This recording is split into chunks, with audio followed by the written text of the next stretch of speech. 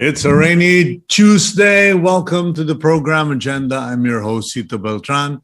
Thanking you for joining us today. And please try to stay dry, try to stay warm, stay out of the rain because we are going to be in for a rainy day, at least until this afternoon, if not this evening, because of a low pressure. Well, it's actually a typhoon. So please to watch your health. Anyway, it's August 23, 2022. It's a Tuesday. Welcome to the program. Thank you for being subscribers of Cignal TV and for being viewers of One News PH on channels 8 and 250. Thank you also for supporting Agenda. Let's get on with the day with our daily starter. And our daily starter is from, I believe it is from the book of James in the Bible. The tongue has no bones, but is strong enough to break a heart.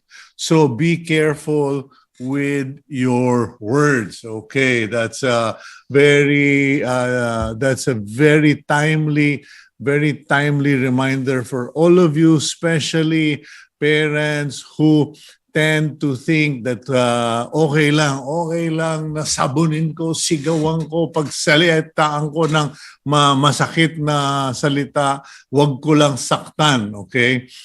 There are people I know who have said in their lives, okay, there were days na I would have rather that my father spanked me than have to listen to all the very painful words that he inflicted upon my soul. Okay, so be careful with your words, whether you are a parent, an employee, a boss, a supervisor, etc., or just someone who's trying to vent, okay? Because maraming mga ganyan ngayon, lalo na sa Amerika. Nagkaroon na ng pangalan, yung mga matatalas ang dila at mga pakialamero, ang tawag sa kanila Karen, okay? But that's not my wife. My wife, Karen, is a wonderful wife. Okay, let's now go to the front page of the Philippine Star, August 23, 2022, Tuesday. And the headline, Sarah, PNP, school opening smooth. Okay, Vice President and Secretary of Education, Sara Duterte, and the Philippine National Police are happy to report that school opening was smooth, okay?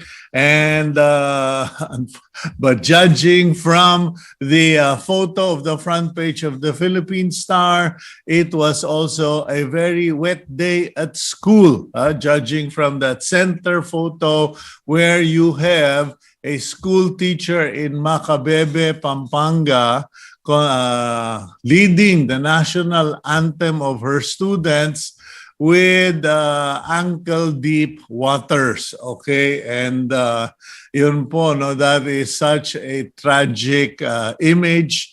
The state of Philippine education, Philippine education. We have learning poverty, and now our school children in some parts of the country actually have to stand in ankle-deep waters. That is such sad story to see. Okay, at the top of the front page, we have reports that the Tiamzon couple among casualties in Samar clash. For those of you who no longer know or remember the Tiamzon couple, these are Benito Tiamzon and Wilma Tiamzon, Chairman and Secretary General, respectively, of the Communist Party of the Philippines, have reportedly been killed by military forces in Eastern Visayas.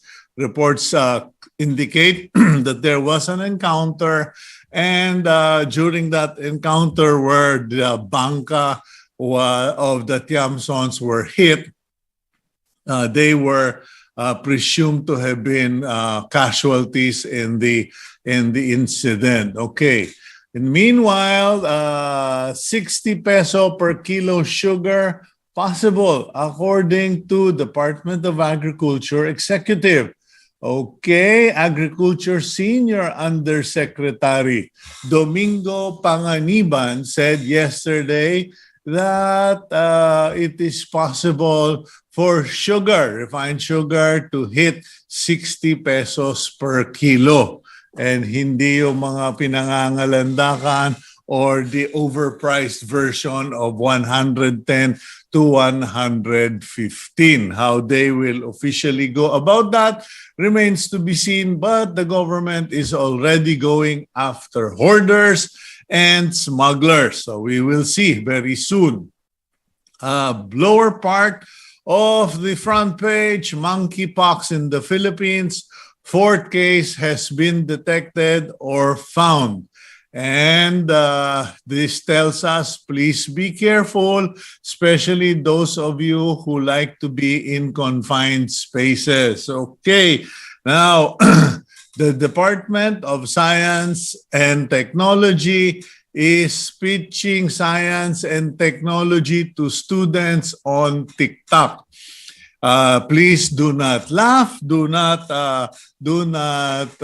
dismiss this idea because I surrender. I have tried to convince the younger generation, guys. There's so much science. There's so much information. Watch, informative programs.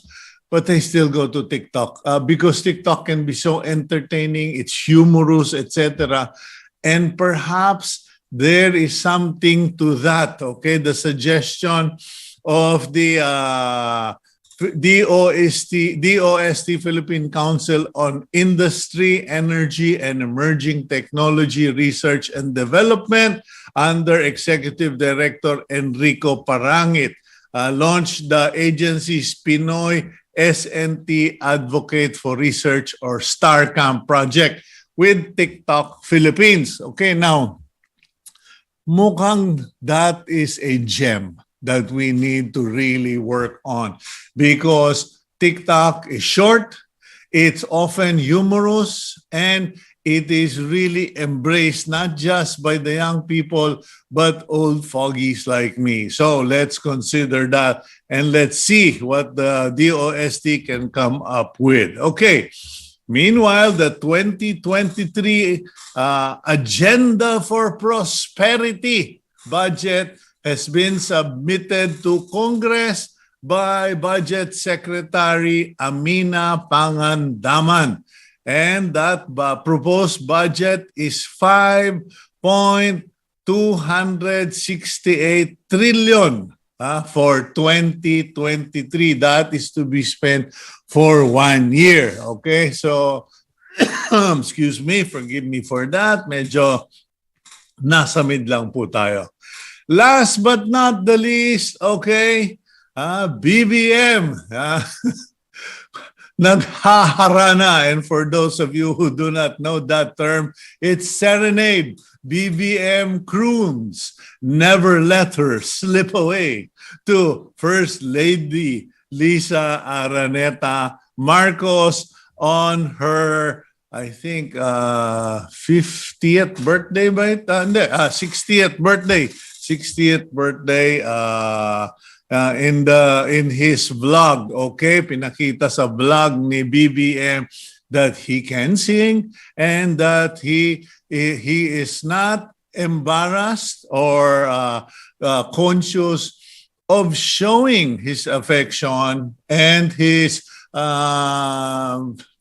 lighter side, so to speak, publicly by singing to the First Lady. Please, on that subject matter, gentlemen, if you have time, please read my column yesterday and entitled Glory to the Wife and the Philippine Star, where I wrote about several successful men I know who are now single. Single because their wives, after decades of suffering in the shadows, being the wind beneath their wings and smelling their armpits all the time, okay, the women decided to quit on the marriage and just kick them out. Hindi po sila mga babaero, nagkulang sila. They failed in honoring their wives, sharing the limelight with their wives, and the picture of the president crooning, serenading his wife on her birthday. That's not a bad deal. Let's just not make it a political thing. Okay, now we will be talking about two subject matters today. One is about complaints that we have been receiving regarding AirAsia. And in fairness, bago tayo, before you pull the trigger, you better ask the questions first, okay? And then second, we will speak to a professor of kinetics regarding these rather unfortunate developments. Kung kayo po ay social media addict or netizen, I'm sure you would have seen several images of people playing basketball and suddenly just dying in the middle of the court. I'm not talking about people dying because there was a shooting in the basketball court, but rather guys who were playing badminton, playing basketball, the middle of the game, point, dead, game over. They just died. We will discuss that. But in the meantime, let's go to our first topic, AirAsia. What's going on? Let's introduce their spokesperson this morning. Steve Dalisan is the spokesperson and country head of communications and public affairs of AirAsia. He previously served as regular first officer for Cebu Pacific Air. Prior to his stint in the airline industry, Dalisan was an award-winning news reporter and anchor. Okay, Steve, good morning. Good morning, Manong Cito, and good morning to all our viewers. Okay, I've already asked the team agenda to give you advance warning heads up that the first reason why I'm reaching out to you is because I can tell you offhand at least 4 people I know personally who have had several complaints or were telling horrible stories about their recent travels. It seems that 3 of them all traveled to Boracay. Everything worked out going there. They flew via AirAsia. Everything was fine. And when they returned to Manila on the return flight, that's when the nightmare and the disappointments occurred because apparently there was a pileup of passengers at the shared terminal between AirAsia and Cebu Pacific. And that there were serious delays. We're not talking about 30-minute delay or 20 or 40-minute serious delays, as in several hours. In fact, one businessman said, "Kuya, it took me 9 hours total to get out of Boracay and land in San Juan City in Metro Manila." Then there's also another case where an American traveler to Davao had an ongoing litany. First, the flights were delayed and delayed and delayed. And then they had to sit on the floor because the terminal was congested. I think this was somewhere in NAIA because there were just so many passengers, and the flights, because of all the delays, had piled up on top of each other. And I think what really gets everyone on social media is the fact that in many cases, children were seriously affected. They were emotionally affected by the experience. They were traumatized. And some parents told me, AirAsia gave food naman, but they didn't have a lot of people. They didn't have many people on the ground at the terminals checking on passenger, welfare. Steve, I'm just laying down the cards here so that at least masagot mo, you can respond. What's going on? Actually, Manong Cito, thank you for allowing us this, or for giving us this opportunity to explain our side. First of all, I would like to sincerely convey our sincerest apologies to all of our guests who were affected by the delays. No, there are many factors that I would like to narrate. No, the factors that brought about these delays. Yeah, last night I was at the airport. I was at domestic terminal 4. As soon as I was able to land from my trip to Davao, I checked on the condition of our passengers.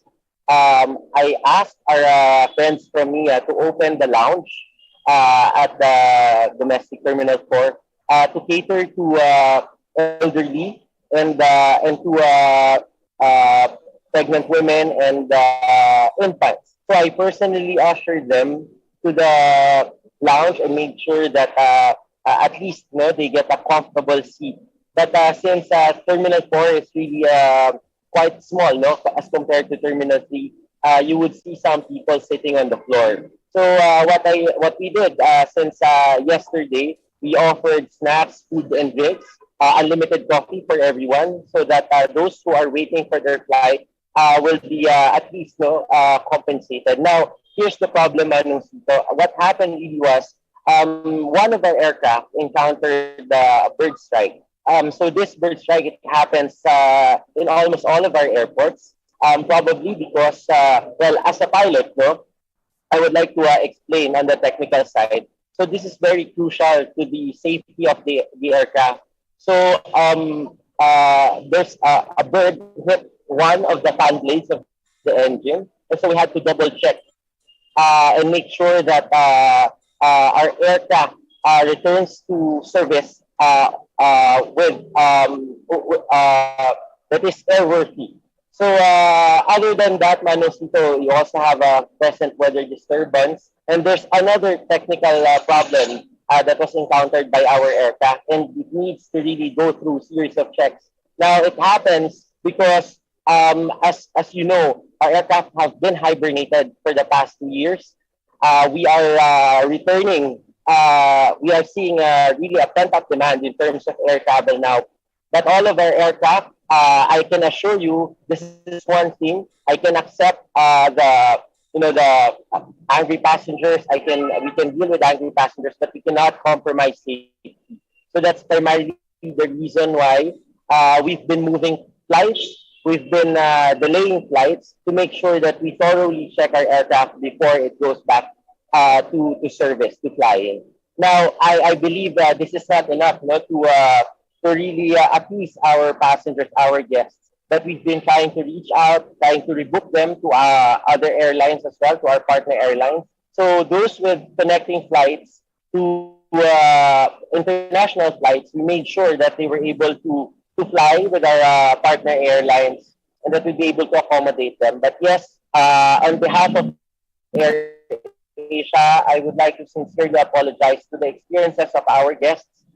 This is something that we are, the situation now is we're trying to improve the number of aircraft flying. Hopefully, we expect the situation to normalize, if not later today, at least until tomorrow. But rest assured that all of our guests were given notices. We sent text messages, emails, informing them of the flight schedule. Last night, while at the airport, I instructed our ground staff to provide our guests with timely flight information.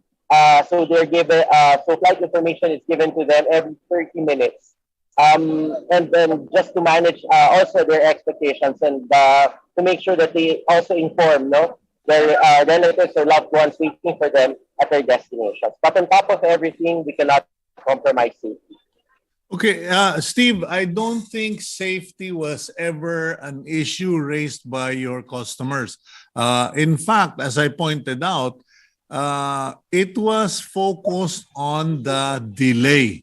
And it was abnormal delays. And I'm sorry to tell you, but you guys have already earned a negative nickname, Air Delayed Siya, because that is now the problem. Now, what's your explanation for this? Because this problem was not in the last 48 hours. This problem has been there for the last 3 weeks, because that's what I count since I went to Boracay And since all of the complaints came to me even before that, from Davao to Katiklan, etc., a common friend said that baka naman kulang sila ng sasakyan, ang eroplano, or their turnaround time is, you already mentioned safety checks are necessary. I've been part of the industry for for about 2 years.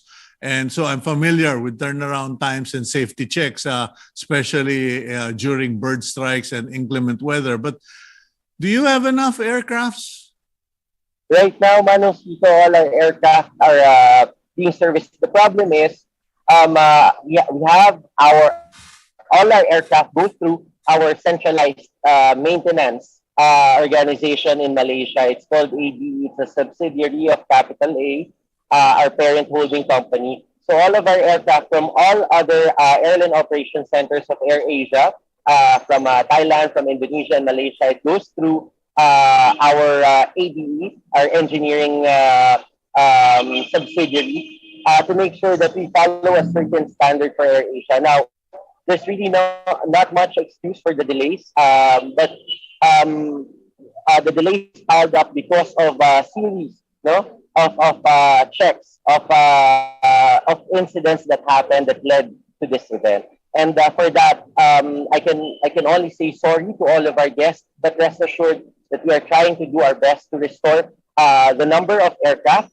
In fact, we've been having meetings during the past few hours to make sure that we have enough aircraft flying all of our guests to our different destinations. Okay, what about the suggestion that's been sent to us by industry personalities, not your competitors, these are the regulators, and who have told me, well, it may be time that these airlines issue penalty vouchers, meaning if you are delayed, if your flight is delayed by more than an hour, that you should be required to give vouchers to your passengers for the delay. Is AirAsia doing that? Are you considering that, Steve? Manong Cito, we're actually very compliant with what's under the Passenger Bill of Rights as enforced by the Civil Aeronautics Board. So that includes not only flight vouchers, but also meals, and also for transfers for other airlines. So with that, we have no problem. We've actually been talking to our guests last night. I was at the airport. I was talking to them. I've been offering them at least solutions, to make sure that they get to experience an improved service next time they fly with AirAsia. But for this one, we are really doing our best to facilitate a rebound from the pandemic, and getting back all our aircraft flying. And yes, Manong Cito, we are offering flight vouchers to our guests. Okay, what about ground staff, Steve? Because the people I spoke with, they were saying, hey, the aircraft, the cabin crew, they were good. They did their jobs, and under the circumstance, when in one flight, that guy who took 9 hours to get back from Boracay to San Juan City, they were delayed, and then they were stuck in the aircraft because when they landed in Naiya, there was ang tawag nun, lightning. Red lightning alert. Yeah, red lightning alert. So it was raining. But he said, in fairness, the crew did their job well and managed the situation. But what seems to be common is at the terminal. The observations have been there's not enough personnel on the ground to at least speak with stranded or delayed passengers. You don't have well, maybe this is a suggestion from me, Steve. Maybe you should have a cartoon character or a mascot there to take care of children, look after kids. And then also, they were saying no one was even monitoring the seats at the terminal because so many Filipinos have this very bad habit of putting their bags and luggage on the seats instead of on the floor. Mhm. Well, again, I'm sharing this experience with you from last night. Well, Terminal 4 compared to Terminal 3 is a bit smaller.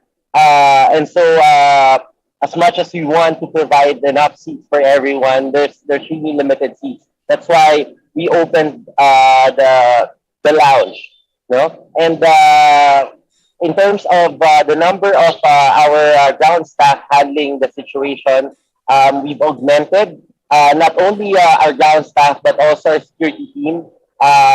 We're trying our best to round up everyone and make sure that they find a comfortable seat within the terminal.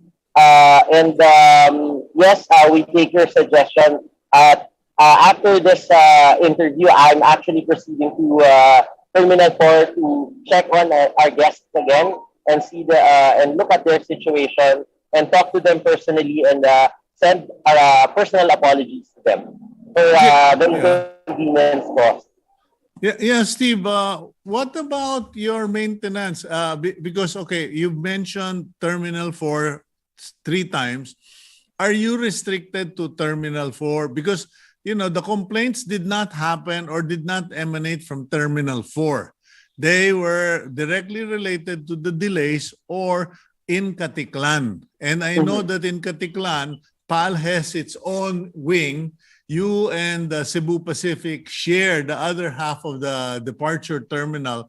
And it was brought to my attention that the maintenance, I believe, is a shared responsibility by the airline and the terminal owner. Now, don't you have augmented teams for this? Kasi in Caticlan, the women were really angry because they couldn't go to the toilet. They had to go downstairs, etc., etc.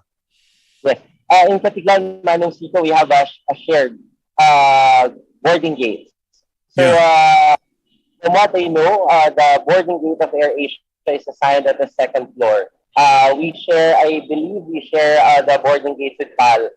They're utilizing the ground floor. But yes, I will have to check on the situation there in Caticlan, provide you updates. But insofar as our operations are concerned, so for domestic here in Manila, we fly to through NAIA Terminal 4, and for international, it's in NAIA Terminal 3. All your observations and concerns will be taken into consideration, and rest assured that we will improve our service in the next few hours. Okay, well, I'm really looking forward to that, Steve. And please do not consider this as, you know, an attack or, you know, beating up on AirAsia, because as you know, when Mikey Romero openly took a larger part of the shares, I was one of those who supported them because we need more airlines in the country. And our concern is not just for passenger safety and comfort. I understand you guys are about to embark on route expansions. Is this all part of the adjustment? Yes, I believe this is part of the route adjustment. We're actually, we are, our goal is to really achieve our pre-pandemic capacity as early as September for domestic. We're really having a hard time achieving 100% for international because some of the markets are not yet open. It's still restricted to the travel guidelines and protocols of other markets such as China. But insofar as domestic is concerned, first, we are trying to get all our aircraft back flying to accommodate the pent-up demand for the Burr months. And yes, and hopefully we get to open more domestic routes before the year ends. We're looking at Butuan, Lawag, and service Tawi-Tawi via Zamboanga, and also Legazpi. So those are some of the destinations that we would want to service because, as you know, Manong Cito, AirAsia is a low-cost airline, and we want to provide our guests with affordable fares and our brand of world's best service. Now, I know that the experience recently in terms of our delayed flights is something that would affect our customers, but please do allow us to improve our service. We want to actively take part in the reunion of families, of friends, especially after being locked down for more than 2 years. So our commitment, is really to improve our service from here on, Manong. Okay. Well, Steve, thank you very much for joining us this morning, and we wish you all the best. And better to act on it now, better to point out the problems, and thank you for listening, because at least something can be done. The problems are still simple and manageable. Let's not wait for disaster to strike. Anyway, good luck to you guys. Thank you very much for coming on board, Steve. Thank you very much, Manong Cito, and good day ahead. Okay, that's Captain Steve Dalisan, spokesperson of AirAsia in the Philippines. And we will go for a quick break. When we return, let's talk about this situation. And ladies and gentlemen, if you are one of those athletic types who got benched, confined to quarters in the last 18 months because of COVID, please watch our next interview, because as I pointed out in the intro, there are so many people going back to their exercise regime without consulting a physician, but ending up with the physicians or in the funeral parlors. We'll be right back here on Agenda.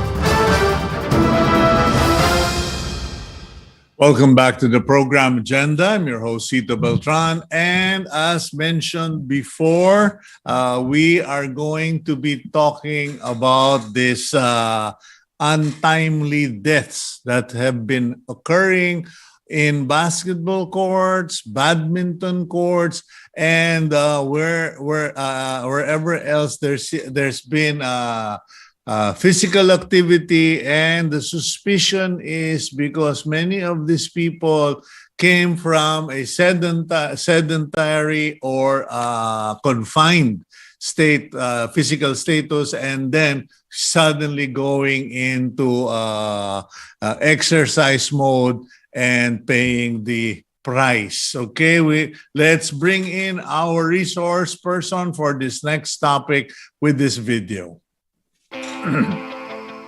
Herc Callanta currently works as an associate professor for the College of Human Kinetics at the University of the Philippines, Diliman.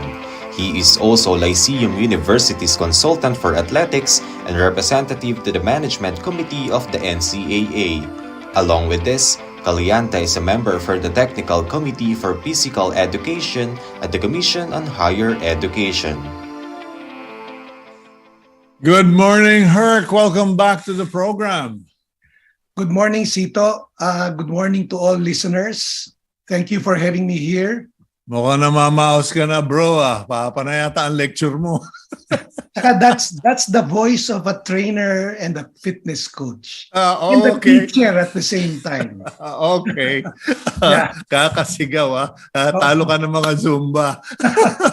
Oo, tama. Anyway, just trying to lighten up the situation, but the reason we've invited you to the program, Herc, is because I've known you for decades. We go back from college days, and you have consistently been the physical fitness guy. You were one of those taong batos, and thank God you've lived a long life. Now, unfortunately, many of our friends we grew up in, we went through college, and even in recent times, most especially in recent times, I have friends who are 50 years old who are dying. And last 2 weeks have been shocking for many because I'm sure you've heard of that incident where there was a reunion basketball game in a Chinese Christian school. And in the middle of that game, one player just fell, died on the spot. Our friend Danny Ildefonso shared a video of someone somewhere, I think in Quezon, if I'm not mistaken, of an athlete taking a foul shot and then dying.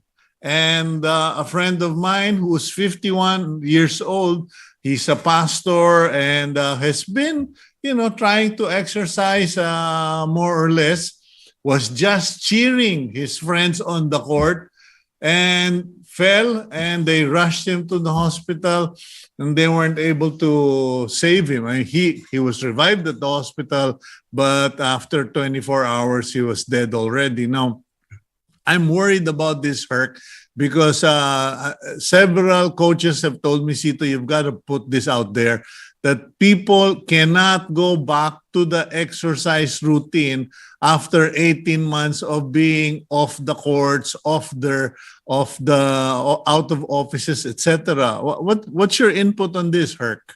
Well, your concerns are very valid because actually, if someone comes from a sedentary, especially if we during our age, at our age, when you suddenly go back to a routine that was not there for 18 months, something may have already happened to your fitness level or to your health status that needs to be a point or a factor of concern, such as, for example, you may have developed hyperlipidemia or too much fat in your system because of the restrictions, because of the constraints in mobility.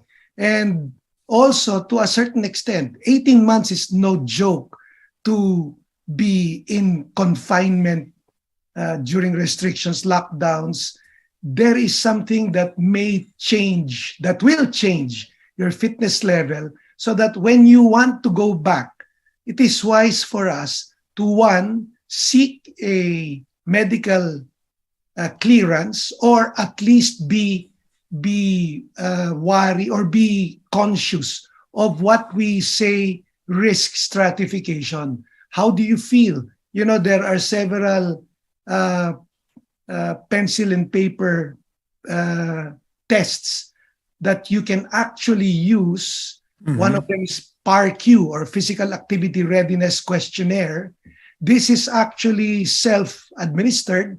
It is very user-friendly. You can see there the instructions. If your answer is yes to one of the questions, then you should seek medical opinion. Now, Are you in a position to mention that, or is it a long list, Herc?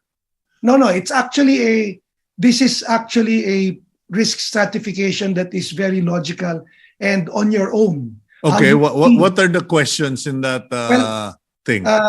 Has your doctor ever told you you have a heart disease? Do you feel tired even when not doing anything? Do you pant? Have you recently felt winded when doing normal chores? No, because that is actually the change that can happen. What used to be normal for you, which you used to do every single day, suddenly becomes very difficult or markedly vigorous. Okay. No, if that's the case, then you must seek a medical opinion just so you know where you stand, whether you have already developed what is known as cardiovascular or cardiorespiratory problems throughout the 18 months. No? If you're younger, maybe you're on the safe side. But when you're 30 above, I'm saying 30 above because we have been getting reports of what are known as non-communicable diseases developing, especially because of the lockdowns, and also previous to that. Do you know that previous to that, the Filipinos were already physically inactive to start with, and then the pandemic came. Yeah, because we became the computer, the call center culture. Yes, exactly. And we know we have people who are 26, 27, 28 years of age developing hypertension, pre-diabetes, and so on and so forth. So this really shortened the longevity of people and increased actually the incidence of problems arising, especially from an extended lockdown. Okay, now these things, my team agenda just provided me with this sudden cardiac arrest. Apparently, I dismissed it as plain and simple heart attack. Tinamaan ng atake sa puso. But apparently there's a distinction, Herc? Well, sudden cardiac death, all that happens is you just drop dead, period. Mm-hmm. It's a heart attack. It's a heart attack that is sudden, and in 1 or 2 seconds, you're dead because you don't have a heartbeat. You're dead clinically. Now, what happens there is the heart is given so much load that it cannot anymore take it. And so what happens is there is loss of oxygen due to the hard beating or frequent beating of the heart. Now, this frequent beating of the heart and the need for it to beat stronger is a load that the muscles cannot take, that the circulation in the heart cannot take, such that what it does is it just cramps. No? And when it cramps, the problem is the heart muscle, that the site where the cramp happens. This is in simple terms. No? The site where the cramp happens dies. Okay, so unless circulation is restored, what happens is that heart keeps on dying, the area becomes bigger and bigger. Now, this is the reason why if someone suffers that, actually I don't bring them to the hospital. Immediately attend to them. Do not move him until he's stable, or until the emergency medical team has arrived. Because once you take him to the hospital, en route to the hospital, he will die. But in other words, it's not the hospital that's a problem. It's the attention, immediate attention Yes. required. So, I Yes. mean, I was in that situation in Baguio where someone collapsed in front of an audience. Mhm. And I don't know, I just kind of did, I think I did the fastest 50-meter sprint you've ever seen. I jumped literally jumped into the stage and just started doing CPR. Yes. And just, I said, I'm not going to stop pumping his chest until, EMS arrives. Exactly. And they actually had to pull me off the guy. And they said, you got to stop and you got to sit down because you're next. And it didn't occur to me because, you're thinking of a friend. And Correct. he said, you're next if you don't stop it. Because Correct. so they had to sit me down, give me water, and relax. And they took care of the guy. Unfortunately, the guy did pass away after 3 months. But apparently what you're saying can make that difference. Yes. The just keeping the heart, just pumping it, and letting the blood go around the body, and it reduces or minimizes the damage of a oxygen supply loss in the brain. Correct. Actually, the standard now is not even to give rescue breathing. All you have to do is pump the heart 100 times per minute. That's why their caution to you is correct, because it's quite tiring to do this for 2 minutes. Okay? The beat is supposed to be, do you know the song? Staying alive. Staying alive. Yes, Hindi exactly. ko nga alam yun eh. Staying Ano ba? Staying alive. Ha, ha, ha, ha. Staying alive. Staying alive. That's the beat. Okay. So when you do that, the circulation is kept going. It gives the person a chance. But I will tell you this also. That's why I am also, whoever I talk to, I campaign for this. There is a need for automatic electronic defibrillators to be a standard in areas where there will be gatherings, especially if the area is for physical activity or sports. There is a need for that. You're the second person who has recommended that. One is Michael Deakin of Lifeline, and you're the second, AED, Yes. automatic Electronic defibrillator. Ladies and gentlemen, that is a small machine. And last time Michael Deakin mentioned it to me, he estimated it to be 100 or 120,000 pesos. But if it's going to save your father's life, your grandfather's life, the life of your boss or your wife or husband, baka naman pwede nyong i-apply na yan sa BPI as a medical loan. No, because apparently it's even required in some restaurants abroad in the US that they're supposed to have this because heart attacks happen. Parang, chances of a heart attack is higher in a restaurant than it is in school. Yeah, I liken it to the safety belt, your seat belt. You won't know when you will need it, but it's best for you to have it if you need it or when you need it. Okay, Herc, you and I grew up playing basketball, and you've been a weightlifter, etc. Now, I remember, and up to a few months ago, I still hear of some of our friends who, they feel tight, they feel out of shape, so masakit ang katawan. So say, tara, mag-basketball tayo. Come on, let's break a sweat and we'll feel better. And I can name 3 people on this program. I can name 3 people, but I won't, who are already dead. And they are well-known businessmen who said, these were their last words to their wife. I feel tight, masamakit katawan ko, magpapawis muna ako, I'll break a sweat. Went to the basketball court, and that was it. That was the last. They literally died playing the game. Now, what can you say to our friends and viewers who do that? Actually, for a big majority, physical activity is good, and I'm not saying sports alone. There are a lot of forms of physical activity, even recreation.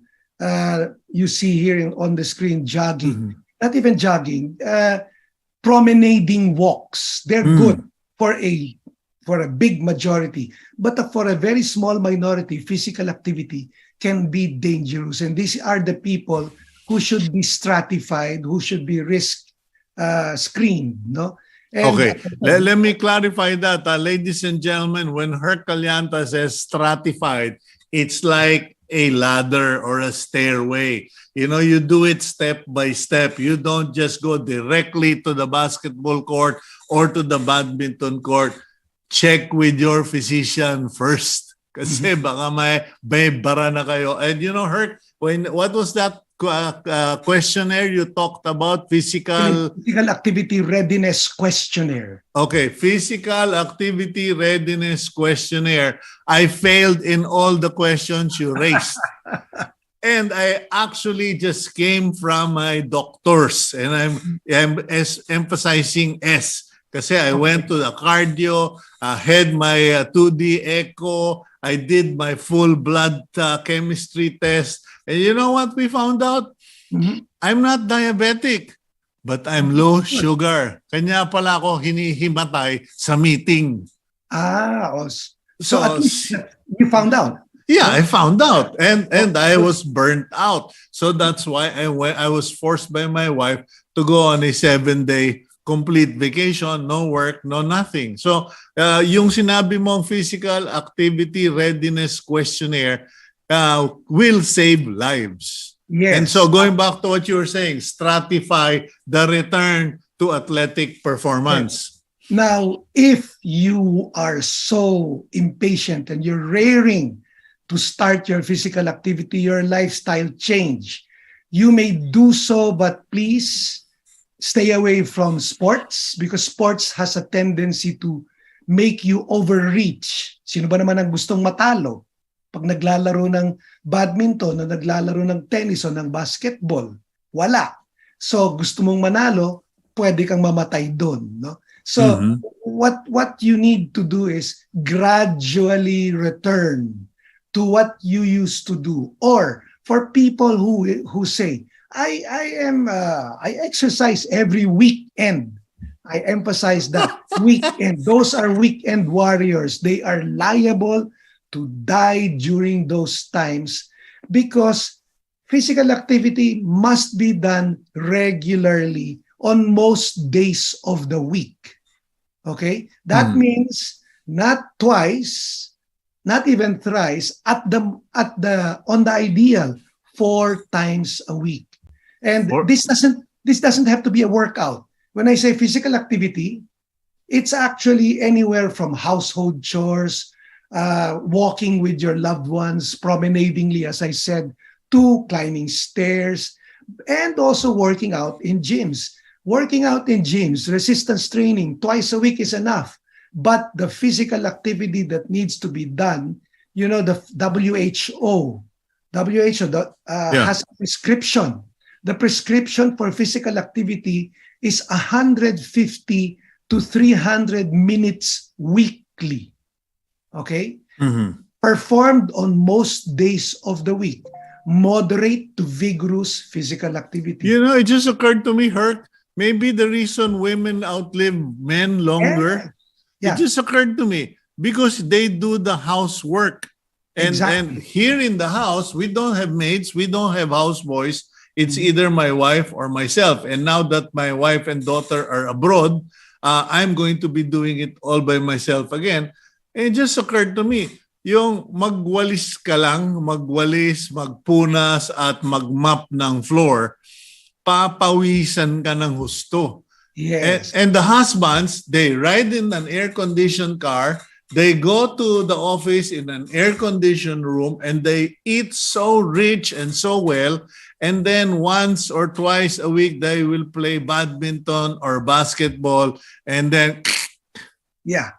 Actually, which brings me to what is known as short intermittent physical activity. You know, physical activity, any amount is wonderful. 2 minutes. In fact, short intermittent physical activity can be a good way for you to soften the blow of lockdowns, or even, let's say, for example, your job is it requires you to stay behind the desk for 8 hours. Mhm. That is going to do you in. So what you have to do is, for every hour of uninterrupted or continuous sitting, you must stand up and do functional movements. Go to the farthest comfort room. Take the stairs and come down. Visit your friend within the complex rather than text him, and so on. And so forth. Park in the farthest parking Yes, slot in the yes, lowest level. But of yes, course, do this gradually dahil baka yeah, yan pa ikamatay mo rin. yes. No? Actually, so this is short intermittent or short incidental physical activities. This will raise your physical activity level higher to prepare you for maybe a more vigorous one. If during the time that you are doing this, you feel parang I'm winded or Yeah. opinion, no? Hmm. Otherwise, you might be pushing. Most of these heart attacks Okay. happen because you overextend yourself. Okay. Can you recommend, just a short prescription on how to get back into shape? Because, most people think, punta ako ng gym. And then you don't have a trainer, doesn't even know your medical history or doesn't ask about your, sir, nagpatingin na kayo sa doktor. Oh, okay ako. And then, dead ball. Yeah. As far as Herc is concerned, what would be, should it happen, how many months for this, how many months for, kumbaga, walking ka muna for 1 week, or, some people have told me, actually a doctor, one of the doctors I consulted, Dr. Andrew Francisco of Rizal Medical Center, told me, Cito, please don't try to do 1 hour walks right away. Yes. Can you please do 5-minute walks 4 times in 1 day? Separate, different times of the day. Yun na lang muna. Do that for 2 weeks and then increase it.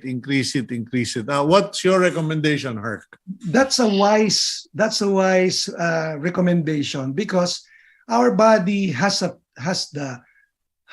capacity to heal itself if given the opportunity and the chance. No, several times during the day is better than lumping them together, 30-minute workout immediately. It is not sustainable either. No? Mm-hmm. The first thing that you should ask yourself is, how much time can I commit daily? A regular thing. If you answer 5 minutes, that's fine. Do that first for 1 week or 2, no? And then as you feel the gains, as you feel the benefits kicking in, then you can lengthen it by 10% or 15 to 20%. Not in terms of vigor or intensity, but in terms of length. So from 10 minutes, you go 12 minutes. 12 minutes, you go 14 minutes, and so on. Now, think about the ups and the downs, the valleys that you want to walk in. That comes only after you feel that you have already, it is comfortable for you to do the walk. And secondly, you've gone beyond 15 minutes. Okay, all things normal, because last Holy Week, my record, my personal best, was a 3-hour walk up and down Baguio kasi naligaw ako. but hey, I totally enjoyed it, honestly. But ever since that time, I haven't been able to do it. And I'm saying, how quick can the body recover if I follow Herc Callanta's advice?